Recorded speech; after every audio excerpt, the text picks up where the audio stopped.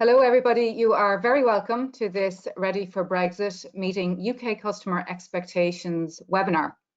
There are about 3 things that we're going to cover in this webinar. The first is engaging with your UK customer at a time of uncertainty and the challenges associated with that. Second, tackling that customer expectation, which we all know is that the customer is king. And how do you, as an Irish business and Irish supplier, protect yourself? And the third thing is looking, I suppose, at any competitive advantage that can be gained from being a proactive company that is addressing Brexit-related issues with your customer. So we're very lucky to have 2 wonderful Enterprise Ireland clients on the panel with us today. And this is really a discussion. We're light on slides. It's all about the insights and the peer exchange that you get from engaging with and listening to other Irish companies. So I have some questions that I'll pose to each of our panelists, we've got all of you in the audience on mute. There's about 100 people that I can see at the moment online. But please do put your questions into the chat function, and I'll do my best to pick out as many of those questions and ask the panelists to address them. At the end of the session, we can send you the slides, which a few at the end have some information and some links that could be useful, and you'll automatically receive a recording of this webinar if you want to share it with other colleagues. So without further ado, I will have the absolute pleasure to introduce you to the panel, and maybe Jack in the background, thank you. So I'm Deirdre McPartlin, I'm the UK Manager for Enterprise Ireland, and we have Robert Rowlette, who is the General Manager of Archway Products, with us this morning, and we have Alan Croghan from EasyFix, the Financial Director. So you're very welcome, Alan. Thank you. And you're very welcome, Robert. Hey, folks. So I think probably the best place to start is actually by understanding what it is that each of you do and who your customers are. So Alan, if I can start with you, maybe you can just give us a quick outline on what EasyFix does and who your companies are. Hi, good morning, everyone. EasyFix was founded in 1996, so it's a relatively new company. Michael Earls is the managing director. We specialize in animal welfare solutions for the beef, dairy, veal, pig, and equine industries in Ireland and throughout the world. We design and patent our products. Over 90% of the products we supply are designed and patented in Ireland. So our products increase animal welfare and comfort. They reduce injuries in animals. And as a result of that, reduce the level of antibiotics in the food chain. They increase productivity and yield, and consequently, they increase farm profits. So the animal benefits in terms of increased welfare, and the farm benefits in terms of increased profitability. We are based in Ballinasloe, that's our HQ. Our products are sold in over 30 countries around the world, from as far north as Iceland, south to South Africa, east to Japan and South Korea, and west to Canada and the United States. Our customers range from individual farmers to large co-ops to large agri-distributors and beef and dairy projects all around the world. Our products are also installed in the National Research Centre in Dublin, in the Farm of the Future in Sweden, and in the world's first floating farm in Rotterdam Port. So we have a lot of high-profile customers around the world, but individual farmers also make up our customer base. We sell direct in the market in Ireland, in the UK and USA, but we also sell through distributors and dealers in those markets. Very good. Thank you, Alan. Robert, if we can move on to you, if you can explain who Archway products are and who your customers are and how you sell to them. Okay. Archway is a second generation engineering family. It was established originally in 1990. It's based in Carrick-on-Shannon and County Leitrim. We provide road repair solutions to local authorities throughout Ireland and England and Great Britain. It's a fairly innovative product. There's about 20 patents involved on the machine, and it's unique insofar as that it's a one-man operated machine that fixes the pothole from start to finish, or the road defect from start to finish. It's very, very cost effective. The traditional cost per square metre is probably in the order of 45, 50 pounds per square metre. Our solution is comparable, like with like, is probably around 12 to 13 pounds per square metre, so it's quite cost effective. Our customers are nearly always local authorities, either directly or through their term maintenance contractors. And that applies both in England and in Ireland.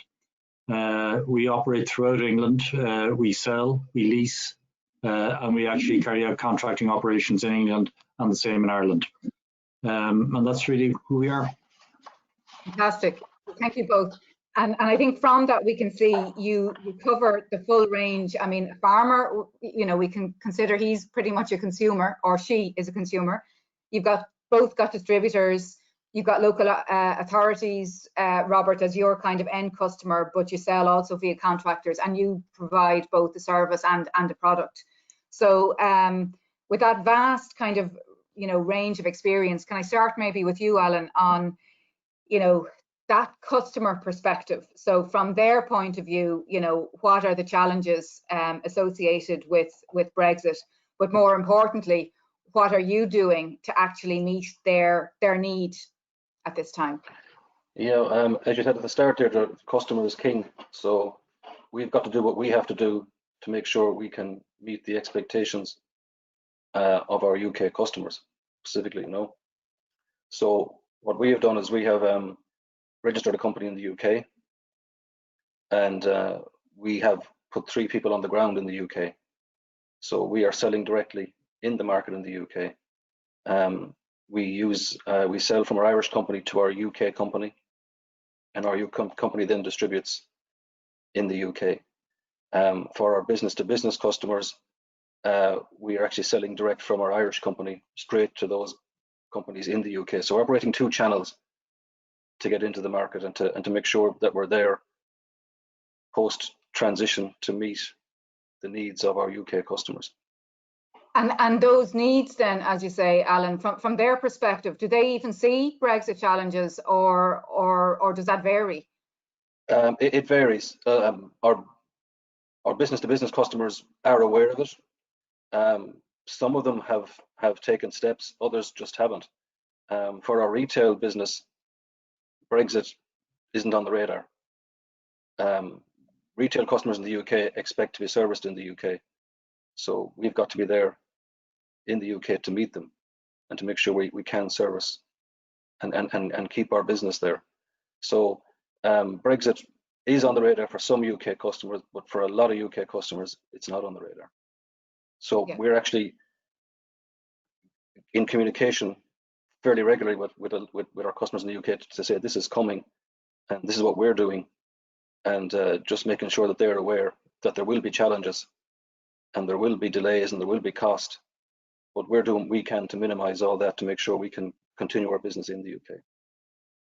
And you say that you set up a presence in the UK and employed 3 people. So can I just ask when you actually did that? When did you put that in? I think everyone has been watching the House of Commons for a long time and seeing what was going on. So at a particular point in time, maybe about just under a year ago, we decided that it was time to move and to kick on in the UK. Now, some people see it as a headache. We don't. It's actually quite a positive thing that if you take it head on and get into the UK, it actually can benefit you. So we decided about a year ago that we had to do something. We couldn't sit and wait for the politicians to decide our fate. We took it in our own hands. And did you have those UK salespeople prior to that, or? We had some dealers in the UK, which we were servicing out of our Irish company, but there was a vast market in the UK. Even for us, there's a vast market in the UK. So rather than sitting back and just continuing to do what we always did, which was service our UK dealers through our Irish company, we decided to set up a UK company, put people on the ground, try and build our market in the UK. So we have both options. We can go from Ireland to our dealer in the UK, or we can go from our Irish company to our UK company and service the market that way. And there's no clash with the dealers or the channel there? No, I mean it's a huge country. It's a vast market. You know, even in Ireland, we sell retail in Ireland, and we sell through dealers as well. But we don't really. There's no clash. The pricing structure is done in such a way that, you know, there's no need to have any issues whether we're going retail or whether we're going to a dealer. Everyone knows the price point, and we work it so that everyone can manage the market correctly. Okay. Robert, can I kind of ask you, I suppose, the same question? So, you know, from your customers' perspective, you know, how do they perceive Brexit, and how did you, or how do you respond to that? Well, a lot of our customers, because by their nature, they're local authorities, so they're pretty much insulated or isolated from Brexit. It's not going to have any great impact with them. But the key thing that differentiates us from a lot of companies is that nearly 100% of our business in the UK is governed by the public procurement rules. And so when the referendum went to leave the EU, we quickly moved to establish a UK entity to retain our access to the UK public procurement market. And that has practical implications for us in terms of supporting our Irish company, or the English company that we have set up. As far as our customers are concerned, we're an English company, and we've got a business as usual after the 2nd of January next year. We engaged with our customers last year when we started the preparations for it, to see exactly what were the pain points that they would have. And the big one was spare parts and the continuity of supply in a timely manner. With the introduction of border controls and customs at point of entry and stuff like that, we recognised that we would be severely impacted, and we could have delays up to three or four days delay in getting parts to a customer. So we took the bull by the horns, and we have located, or we're actually relocating at the moment stock to the UK, and we set up a relationship with a fulfilment house, whereby customers will come directly to the fulfilment house and it will be shipped, and they'll actually get a quicker delivery time from the UK fulfilment house than they would from Ireland. So that's a side benefit falling out of Brexit for us. But by and large, we have found that our customers don't see Brexit as having a need to have any impact on them. It hasn't filtered down as to what the actual practical implications of it might be for them. And we keep trying to engage with them to make sure that we're going to be in a position to deal with them after Christmas. So there's a couple of things around that. One is, how do you strike the tone of the communications? Because, you know, I think that's the thing that a lot of Irish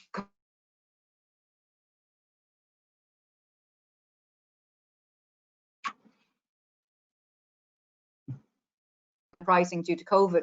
So you've got an incredibly price sensitive market.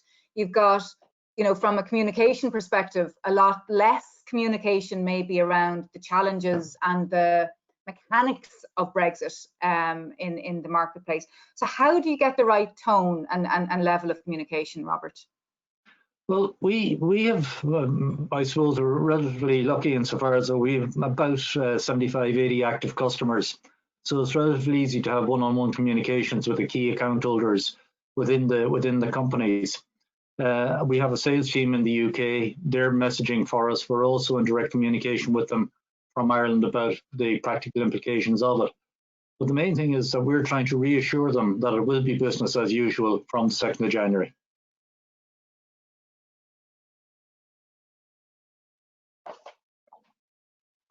Hello?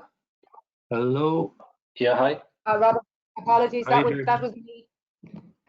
So I didn't pick up your answer there, apologies. Sorry, Deirdre, I'm not sure if you can hear me, can you? I am, you're back. I can hear you. I think that's me. Apologies, everybody. So Robert, sorry, I didn't hear the answer to the question. Well, basically, we're fortunate insofar as we have a relatively small number of customers and we have a number of salespeople on the ground in the UK. So they've been engaging on a one-on-one basis with the key stakeholders within the companies, and that we're also reinforcing by our own communication from Ireland. But the main message that we're trying to do is that we're trying to get across is that it will be business as usual from the 2nd of January when we come back after the Christmas break, and that we're addressing the challenges that are there for Brexit. We've also trying to identify what the customer is actually looking for, what are the pain points that they're having. And we find the easiest way to do that is just have a conversation with them and engage with them and see what their feedback is and take that on board. And that really is what we've been doing for the last 18 months. And do you avoid the words Brexit and so on? I mean, do you position this in some way differently? It's the elephant in the room. And I mean, without making a political statement, there are some people in England who are for it, there are other people who aren't, but it's a fact of life. So we try to just focus on the issues that are arising directly from Brexit. People know that the company is Irish owned, that a lot of support comes from Ireland, so we have to give them reassurance about access to the ferry ports. We use both the ferry ports from the north and the ferry port and mainly Dublin. So we're trying to just give them the reassurance that we are aware that we understand what's happening and that there will be no interruption. And that's the duck paddling, but there's an awful lot of under the water paddling as well that's going along. And that's where we're at the moment in looking at the practical implications of it as to what we have to do to make sure it happens. And that comes back to the big issue was the locating of the spare parts and stock in England. We also have the issue with the trucks being over there on the contracting side, that they will be there for the start of the season next year. And as you say, you don't necessarily communicate all of this, but it's the smooth on the surface and the rapid paddling underneath. And Alan, can I just, sorry, Robert. Yeah. No, you're okay. Alan, can I pick up on that one point as well, just in terms of, how you communicate? Do you have almost a communication schedule? Have you turned it into a process internally, or? Yeah, absolutely, Deirdre. Yeah, again, like Robert, we would have a couple of large distributors in the UK, and we're constantly in contact with them, telling them that we are ready, we are preparing, we will have everything in place from our side on 1 January, and then using our on the ground sales team, like Robert was just mentioned, they're doing. You can tell people so much in the UK. Essentially, our retail business, they're not really concerned with Brexit. They just want the product when they order it. So you can use your retail sales team to advise people about Brexit, but that doesn't really bother the UK customer on the ground. They just want their product when they want it. But again, like Robert, we're doing, there's a lot of work going on in the background in terms of contacting our dealers, keeping in touch with HMRC, any advice that they might be giving, keeping in touch with the Irish Revenue, following the advice. We've also, like Robert, we've engaged with our trucking companies to make sure that those trucking companies we use have in-house customs clearance facilities, that we're not using one person for trucking, one person for customs, and elongating the whole process into the UK. And again, one of the big things Robert mentioned there was the spare parts. So, customers that are looking for last minute orders going on a truck, that's okay up to 31 January, but or 31 December. On the 1st of January, it's going to change because you need to submit your documents in time for customs clearance, and additional work, additional jobs going on trucks is going to delay the whole thing. So that's really what we're advising our customers in the UK, to get their ordering process as fine-tuned as possible before we start the process of moving goods to the UK. But we've also engaged a logistics warehouse in the UK to keep additional stock there, that if in emergencies we can use that facility as well. So so a bit like Robert, you're building up stock, but you're trying to get your customers disciplined as well, so that that's not under pressure all the time, I imagine. Is that? Yeah, Yeah, and most people, when you talk to them and explain what you're doing and how you're trying to get over the whole process, are fairly open and say, okay, that's good. At least I know that something has been done, and that you guys are doing it. And whatever, normally people will say, whatever they can do on their side, they're helpful on the UK side. But you just have to know the questions to ask, and tell them that this information is vital for continuity. So connected with what both of you are talking about is, you know, additional costs that you're talking about, be them internal admin or, you know, setting up a fulfillment locally, or whatever it might be. So how do you actually protect your own business? So you need to respond to your customers' needs. There's going to be costs associated with customs anyway. How do you protect your own business in that? And maybe Robert, if you want to stick to answer that question first of all.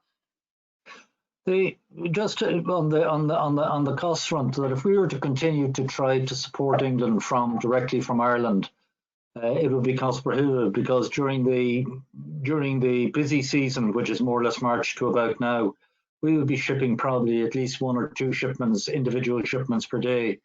And the customs clearance charges for those would be astronomical, and that would be a cost we'd have to absorb.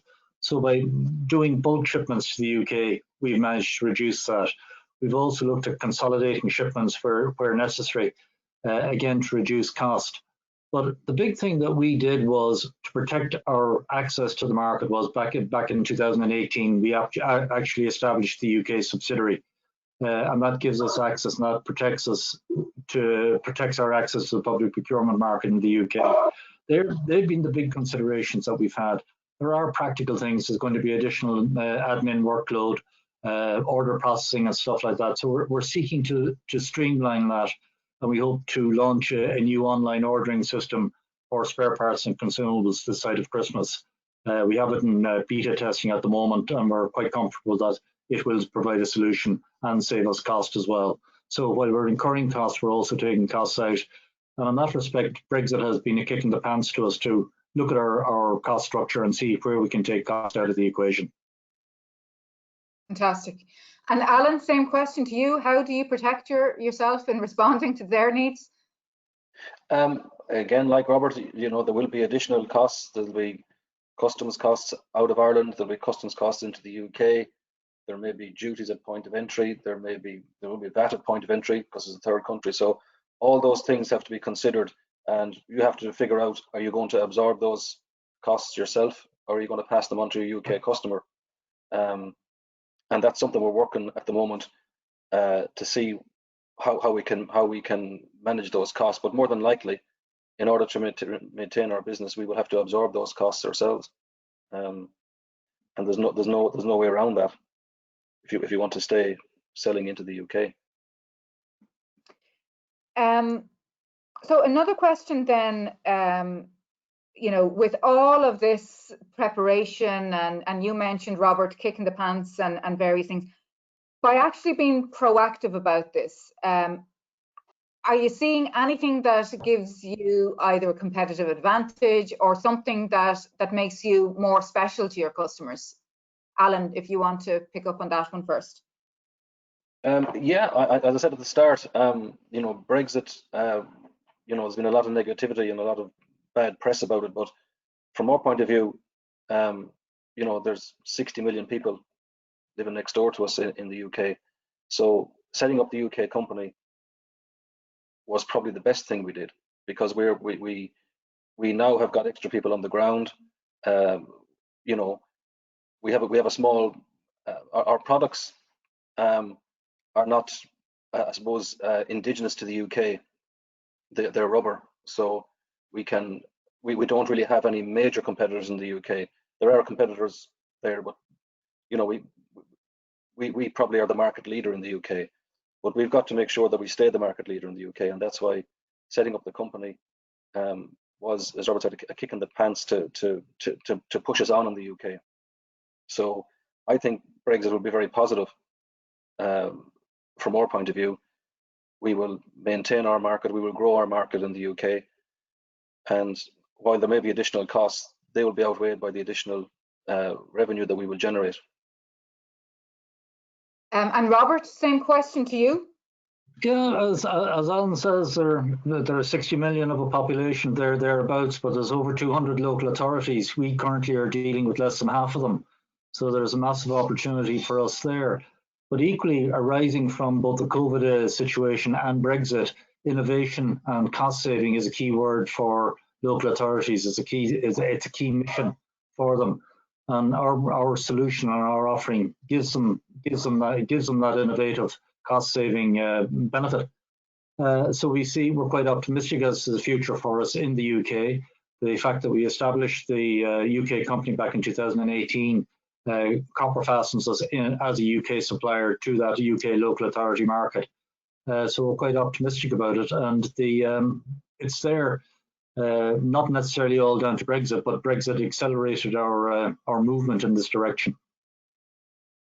I think it's quite interesting what you're both saying about that, because I hear from time to time clients will ask us, is the market becoming more nationalistic? And I think we've probably underestimated how local it thinks and has always thought. So it's not so much necessarily by British as, are you in Birmingham? Are you down the road? If something goes wrong, can I grab a hold of you and shake you? And is that kind of the advantage that you get by having a presence on the ground in the UK?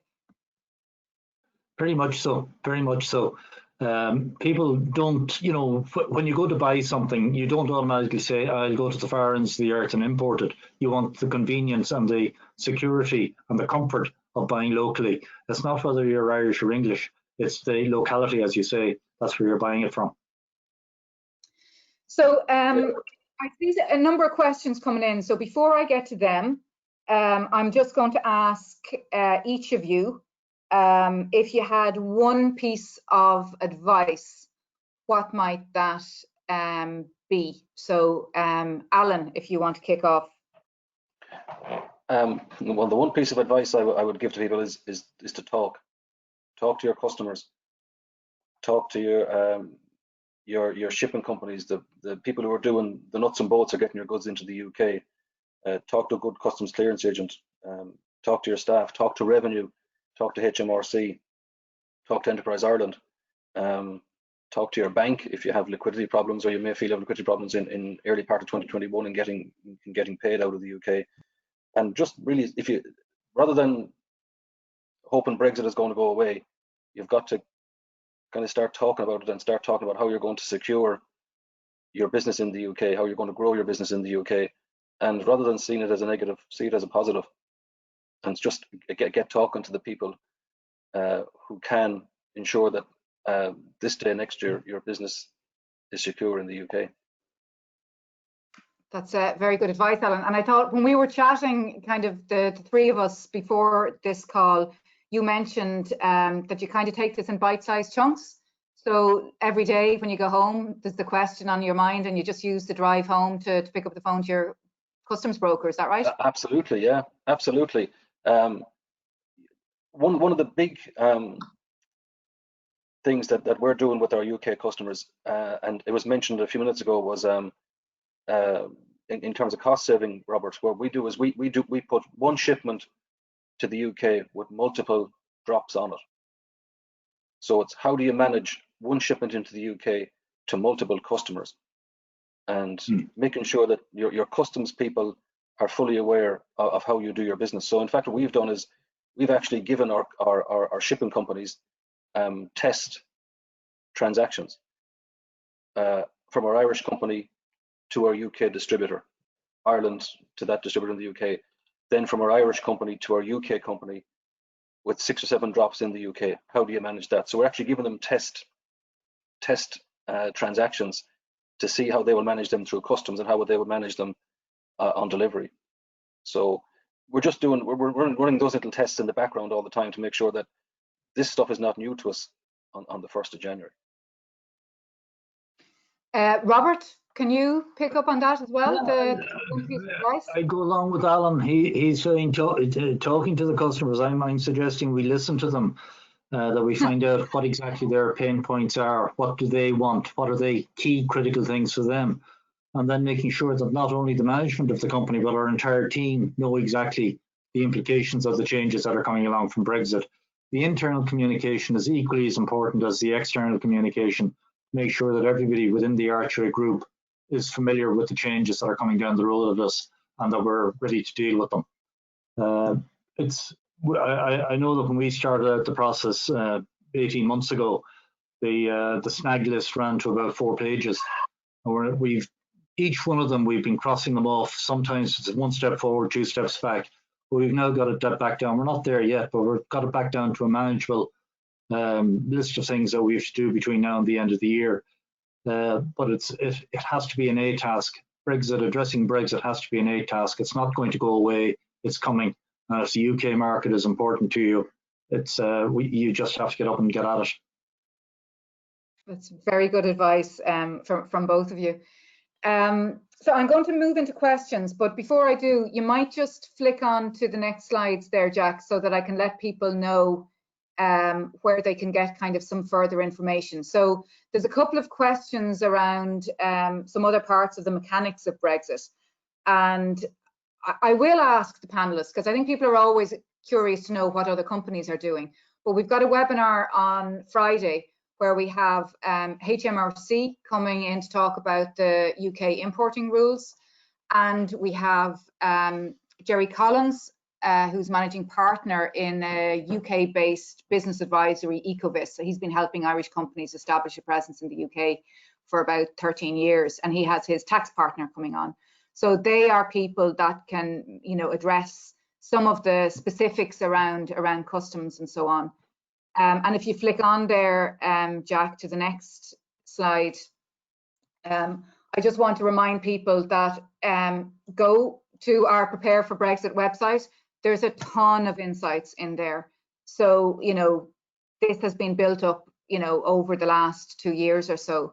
But in particular, if there's areas that you're really worried about, I'm not sure if my plan A is right. I've been working on this, but is it right? Or if you have to start, there are, for Enterprise Ireland companies, there are what we call act-on supports, and that's about 2 days free consultancy with an independent consultant, and they are consultants in customs and logistics, kind of the financial, that whole working capital piece, and managing sterling, and there is on the sourcing and supply side. So I'd advise anyone who hasn't already availed of that support to get in touch with their development advisor, or click through on the Prepare for Brexit.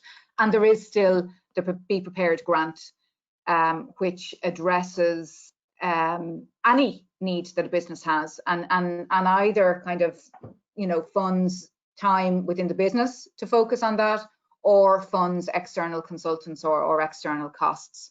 Details on the website. And the very last 2 areas, Jack, if you click onto the last slide, is, again, you can find it on there is a grant for businesses that are either taking on people themselves, or, what a lot of companies appear to be doing is taking on or moving somebody in the business who's familiar with the business to work on the customs element, and then they need to backfill that position. So all of that is explained on the Prepare for Brexit website. And finally, for anyone who wants to get deeper into customs, Revenue has prepared a course with Enterprise Ireland, and there's access to that training on the website.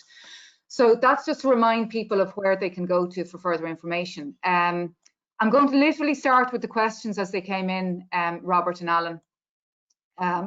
So some of these you're not an expert in, and if I address them, you shouldn't feel that you're answering it from the perspective of expertise, but it might be useful for people just to share what you're doing. So, there's one question around the CE marks. What's your understanding of that change in CE marks and UK standards, and what are you doing at the moment around that? Alan, if I can maybe ask you to address that one. Well, we haven't done anything about it because CE marks and those standards don't apply to our product. Right. So it's not something we spend a lot of time on. It's not, we're focusing on the things that we have to do for ourselves. So CE marks and things that we don't have those, and we're not. I haven't looked at them, being honest with you, because it's not a concern for our product. Great. And it's something that we're actually looking at and engaging with British Standards and NSAI. So we'll maybe take that element offline and address that separately. And we'll keep a track of these questions, by the way, and we'll come back to anybody who puts their questions into the chat function. So the next question was, is it necessary to register for VAT in the UK? Now, I don't expect either of you to answer that. That's going to be addressed by in the HMRC and the next webinar. But both of you, through your businesses, are registered, I presume, for VAT in the UK, and you've given the reasons why that was beneficial for you. Yes. Yes. That's sorry, correct. Robert. Yeah. No, I was just going to say, yeah, we're VAT registered, obviously. Very good. Then there was that question about dealing with distributors in the UK who are trying to push down pricing due to COVID. So, I mean, distributors are under price pressure, and have you experienced that, Alan? Are they trying to push you downwards on price at the moment, or are you operating at a premium product? Well, our product is a premium product. We're the market leader. We're at the top end of the market. Our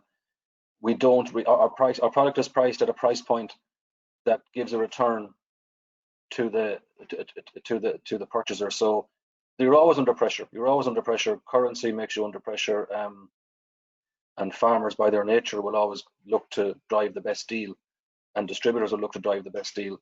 But I think if you hold your nerve and if you work with people, that's the important thing to do, is work with people. There are some days you're going to have to give on it, other days you don't have to give. But it's about protecting your market, protecting what you're building in the UK. So there will be times when you have to give, but you just got to take that in the chin and say, next time round, you might have to do it. Thanks for that, Alan. There was another question here asking whether you set up from scratch or whether you acquired a business, and I think you've answered that. But maybe to both of you, you both decided to set up your own business, and what drove that decision over an acquisition? So maybe Robert, if you pick up on that first. The company started trading in the UK back in 2012. And it has grown organically from that, and we established a branch somewhere around 2014. And then when the referendum went through, we used that opportunity then to sort of say to move from the branch to a separate standalone company again.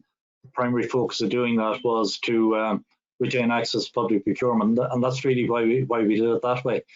There isn't another company like us in the UK which has the same technology.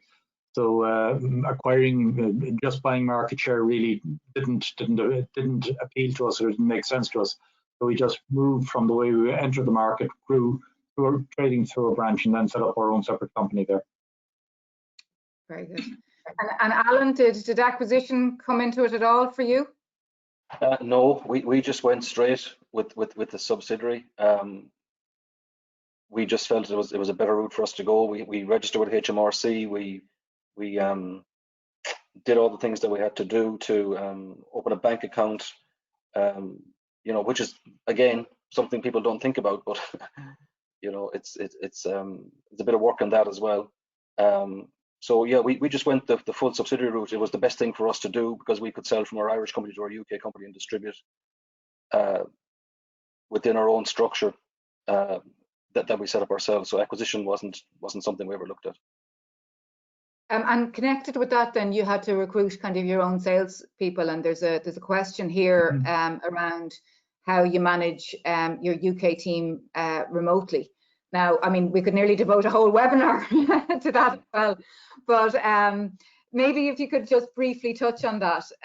Maybe Robert, starting with you, how do you go about managing kind of a remote team? Well, prior to COVID, I would spend quite a considerable amount of time in the UK, both meeting customers and working with our own team that are there. Since March, since COVID and the restrictions and the travel restrictions have come in, that we introduced this concept of Zoom or Teams. And that's really how we're doing it. It can be quite challenging because you lose the personal face-to-face contact with both customers and with our own team. But needs must, so that is a challenge, but that's only a transitory thing, and hopefully by early next year that'll be gone. But it does require time on the ground from somebody with responsibility for the company. And Alan, anything that you'd add to that in terms of challenges of managing kind of a remote sales team? Yeah, well, we were fortunate that we happened to find 3 really good guys in the UK,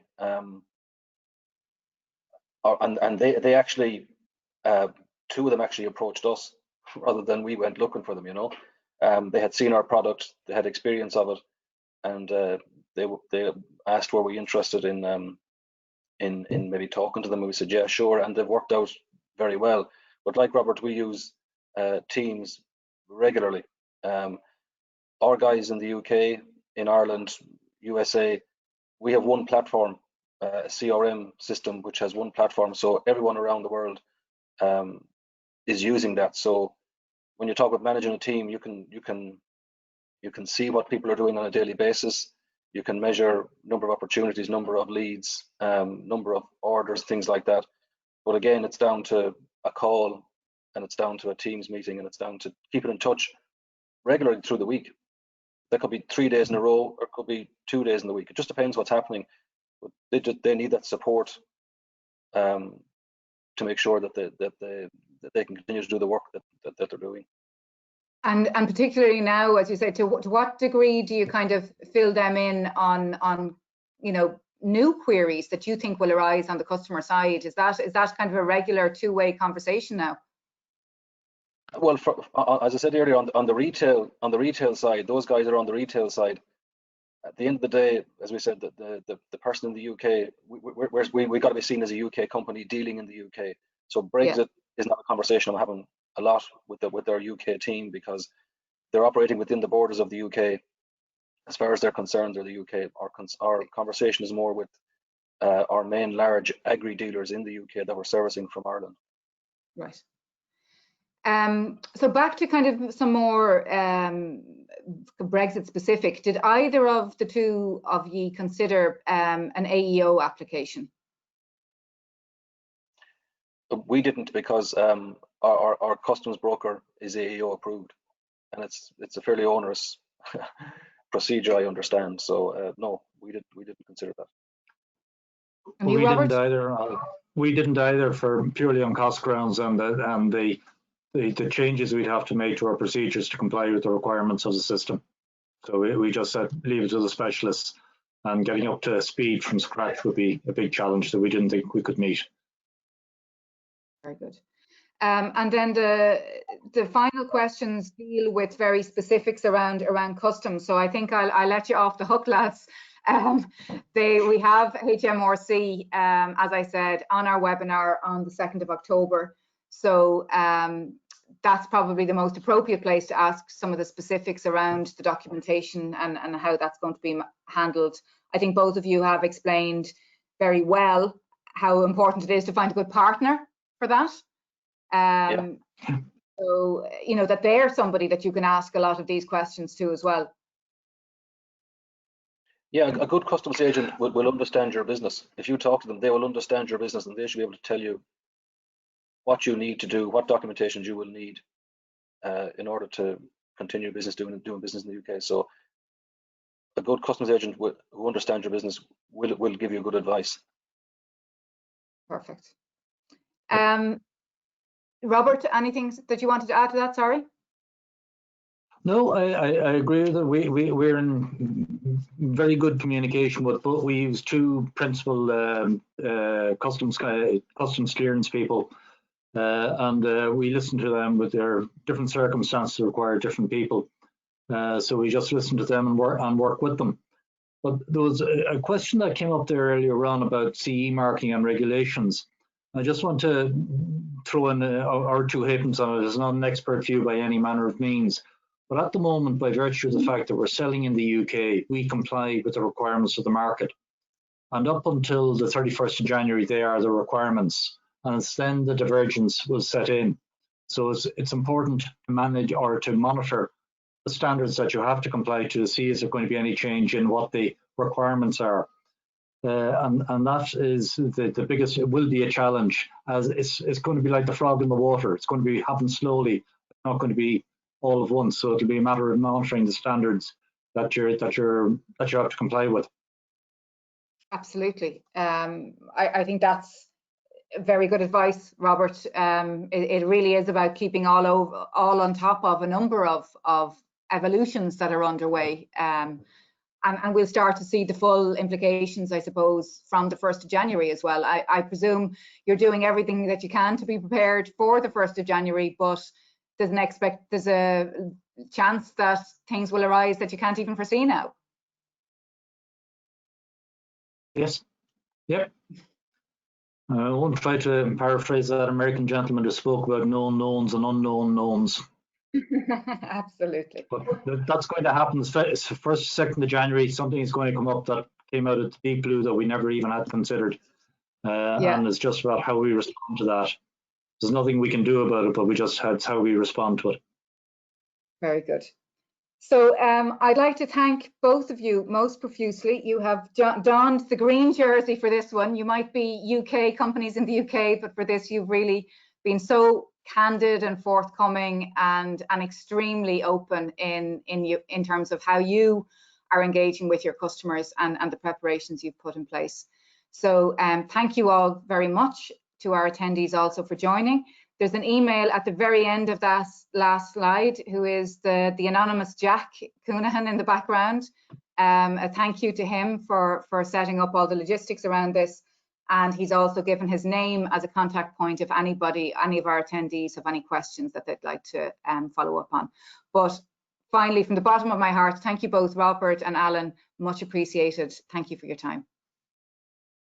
You're welcome. Thanks very much, Judith. Thank you. Thank you.